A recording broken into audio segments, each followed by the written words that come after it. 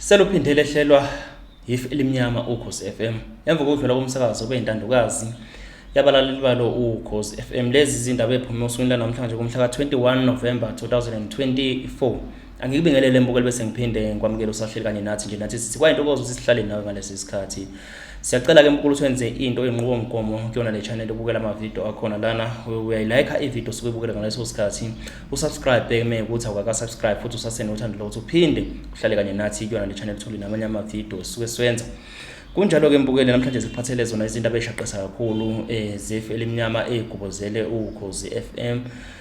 Zokudlula komsakazo obeyintandokazi yalo Ukhozi FM. Lezi ndaba zidalulwe ikhasi laphana labe zindaba ezidlala ku163 kwi DStv ezithi zishaqise abasakazi nabalaleli bomsakazo Ukhozi FM izindaba zokushona komsakazi uNondumiso Shazi obenza uhlelo lwezingane ivumelane abantwana bezekimi ushone emva kokuhlaselwa ikhanda.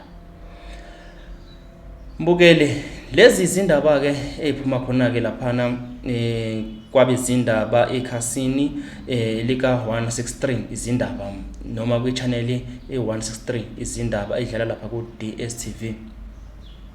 Abantu abaningi ke basashaqekile, abanye abantu oningi babeka imbono yabo ke ngokudlula kwalomsakazi, abanye abakholwa ukuthi lento bingagwemeka ukube bayenzile intando noma into ebikhulunywe ngumprofeti odumile uMzo uKhehlelezi. Niyamazi nonke uMzo noma uDr Khehlelezi waqhamuka nesiprofethi ngomhla ka14 November esihlobene kakhulu nalento eqeda kwenzeka lapha emsakazweni Ukhozi FM. Okuyinto ke engeyintsha ukuthi uDr Khehlelezi akhulume into ayibiza ngesiprofethi bese yenzeka lapha Ukhozi FM.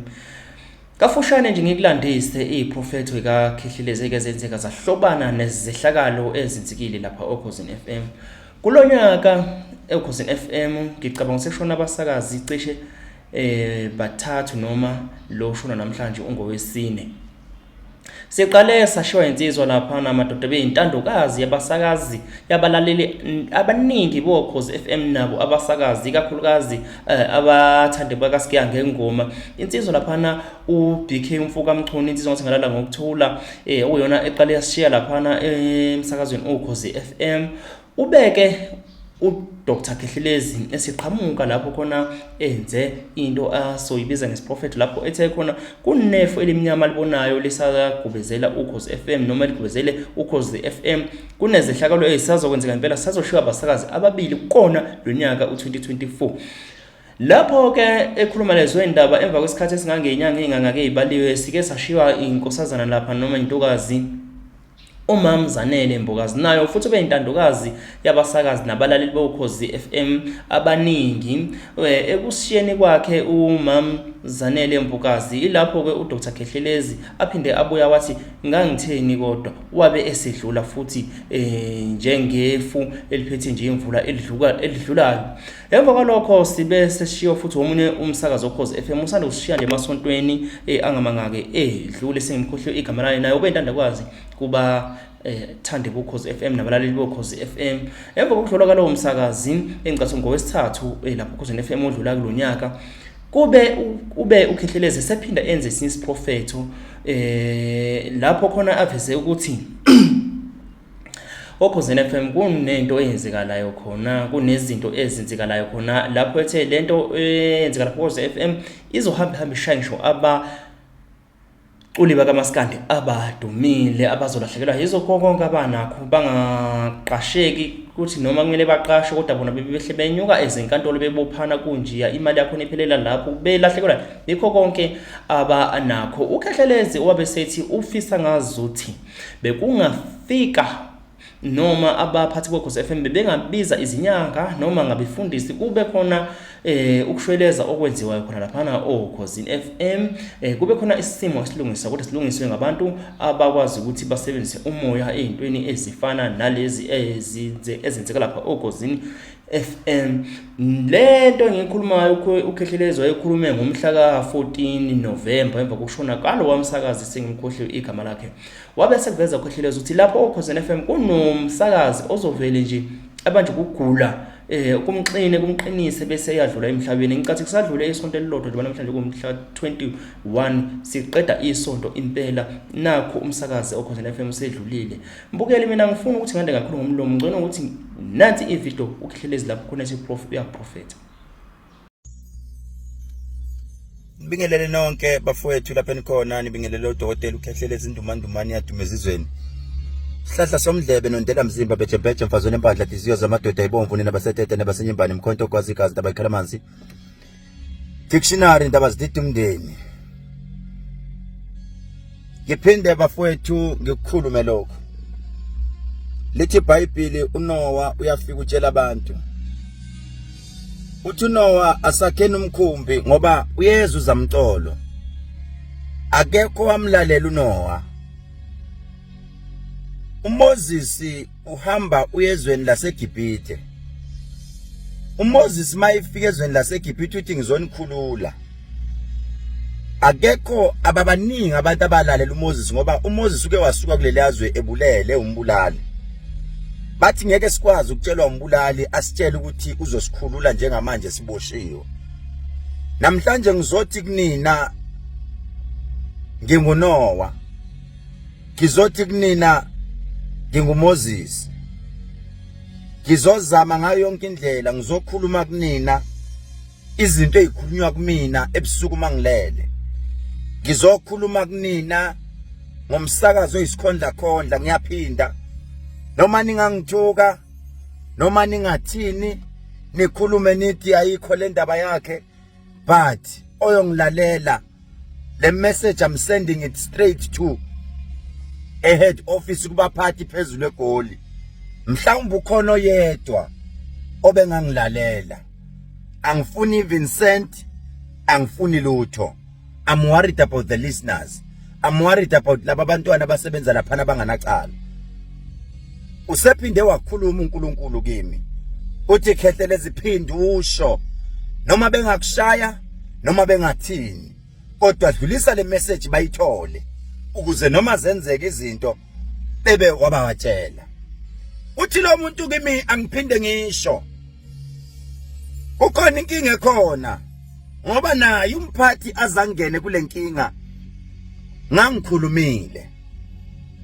Kwakufanele ehlisa impakamo. Ebesethi asihlaleni phansi siboneni ukuthi siyapi phambili. Ikhona into ezothinta abaculi bakaMaskandi.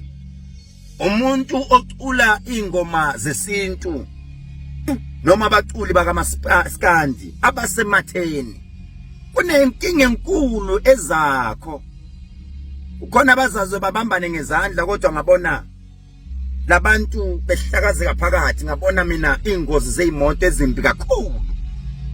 Wathi lo muntu kimi thandazisa labantu ngoba inkinga yasokhozini isihamba le message singena kubo ngenkani ngoba bakwatile labantu abadala noma bakwatile sebefuna ukudlulisa imessage yabo through abantu abacula ingoma zesintu noma zikaMaskandi. Ibona abantu bakithi abaculi bakaMaskandi bephelelwa izinto kodwa bedumile kodwa bephelelwa izinto baphelelwa amandla emali. Ayaphela bathi noma baqasha kodwa aphela lamandla.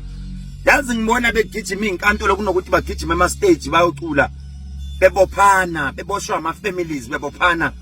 Ngathi mina yini leyo wathi uNkulunkulu kimi no.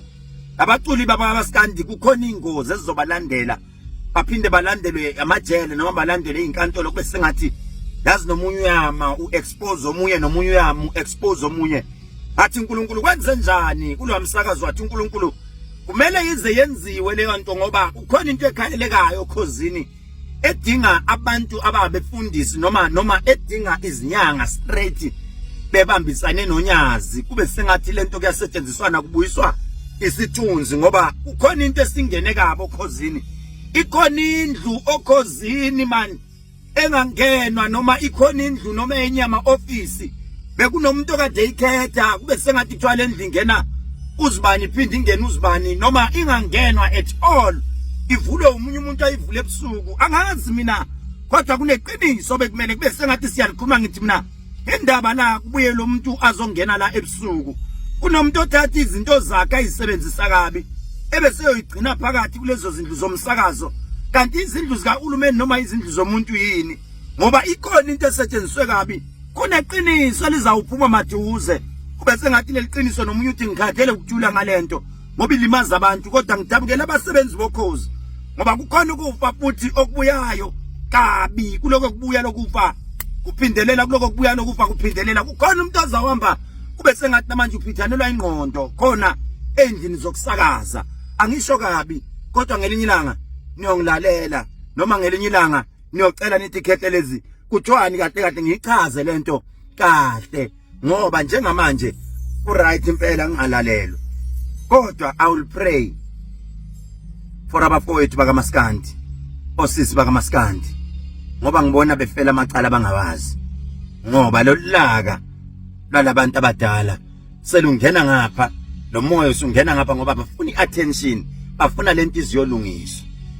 ukhona umuntu wahamba ayi walanda izinto zakhe etulanda amandla wayilinka wrong lento iaffect ezinye ingane basakazi bokhozi ngizothandaza I will pray for you noma ningangithuka 071 130 7808 uKhehlelezi angisho ukuthi ngifonele iWhatsApp number yami uma ufuna ukubuza deep ngalento this thing is deep in such a way ukuthi dinga umuntu ngelinye ilanga ngimhlalise phansi ngimxoxele ukuthi uma ngitshelwa ngomoya ngithini angifuni ukuthinta amagama abantu uNkulunkulu anibusise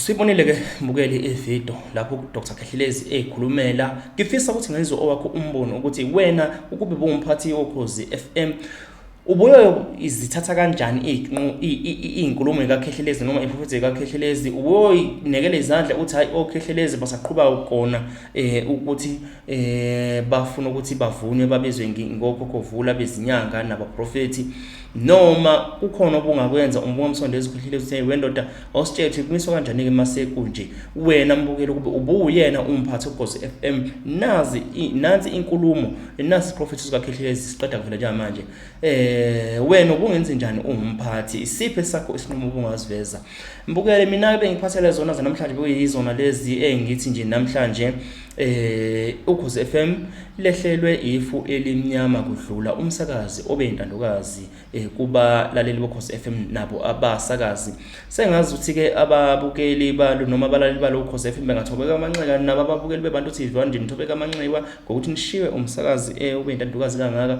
sithi dudu emndenini ezihlobeni nakuba ngani bakhe